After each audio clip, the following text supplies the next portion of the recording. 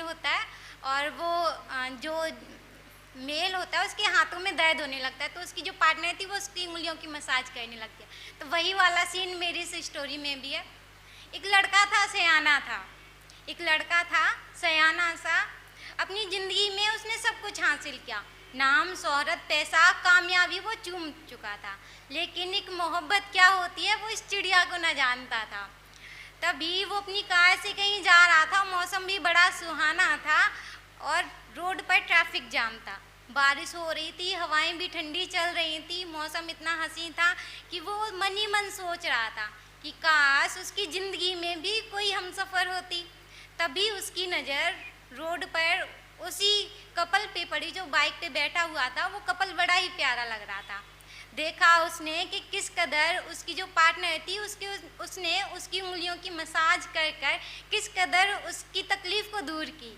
वहाँ खड़े हर शख्स के दिल में उस लड़की के जैसे हमसफ़र पाने की ख्वाहिश जाग उठी। हमारा जो हीरो था उसके भी अंदर वही ख्वाहिश हुई। लेकिन कहते हैं ना, 24 घंटे में एक वक्त ऐसा आता है जब भगवान हमारी इच्छा सुन लेता है और वो पूरी कर देता है। तभी एक भगवान ने चमत्कार दिखाया। सामने से एक रोड क्रॉस कर रही थी हमारी कहानी की नायिका, उस पर उसकी नज़र को दर्शाया। वो नायिका खुली बालों में बड़ी प्यारी लग रही थी, सिर्फ सादा साड़ी ही पहन रखी थी। जुल्फे उसकी काली काली लंबी घनी थी और कंधे पर एक पर्स भी झूल रही थी। हाथों में कुछ किताबें थीं, झुमके भी उसके कानों में थे जो हमारे नायक से कुछ कह रही थी। हमारा जो नायक था वो ये देख करके उसका दिल थोड़ा सा धड़का, जाने कुछ तो उसके दिल में हो रहा था।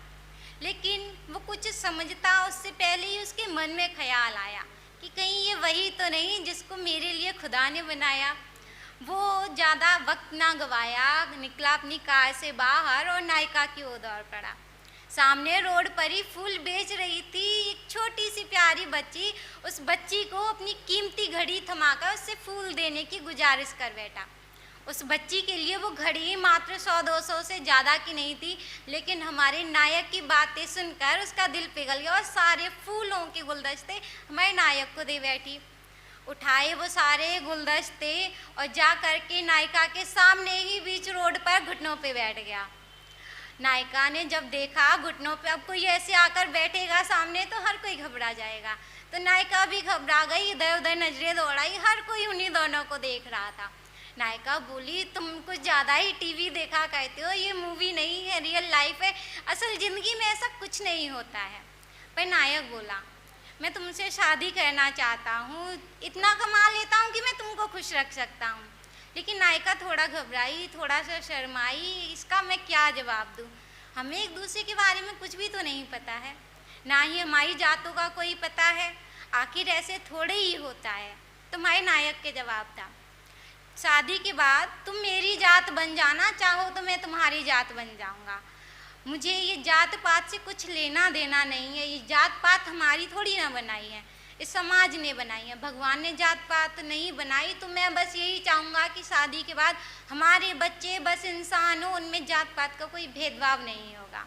ये कह करके नायक वहीं बैठा, लेकिन नायिका ने फिर भी कोई जवाब नहीं दिया। तभी ट्रैफिक में खड़ा एक बुजुर्ग बोल बैठा, बेटी हाँ कहो इसके लिए, ये यहाँ की दुनिया देख कर आई है, ऐसे लड़के मिलते नहीं, इसकी बातों में बहुत सच्चाई है।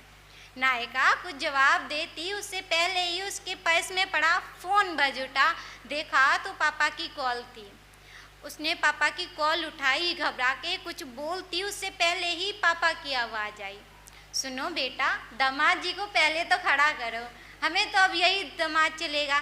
जाने किसने ये दृश्य लाइव दिखाई, कम वक्त ये दुनिया कितनी लाइव हो गई है, कुछ भी पर्सनल नहीं छोड़ रखा है। ये कह करके हमारी नायिका थोड़ा सा घबराई और पापा की बातों को ध्यान से सुनने लगी। अब पापा ने भी हाँ कर रखी थी तो वो कैसे ही मना करती। उसने लिया गुलदस्ता उस लड़के के हाथ से और उससे बोला, हाँ मैं तुमसे शादी करूँगी, क्योंकि हमारी शादी के लिए मेरे पापा ने मंजूरी है दिखाई। सुनते ही नायक खुशी में झूम उठा, खुशी में चारों ओर दौड़ने लगा, पकड़ा नायिका का हाथ और अपनी कार की ओर वापस दौड़ने लगा। अपनी कार में बिठा करके नायिका को अपने ससुराल के लिए दौड़ लगाई उसने।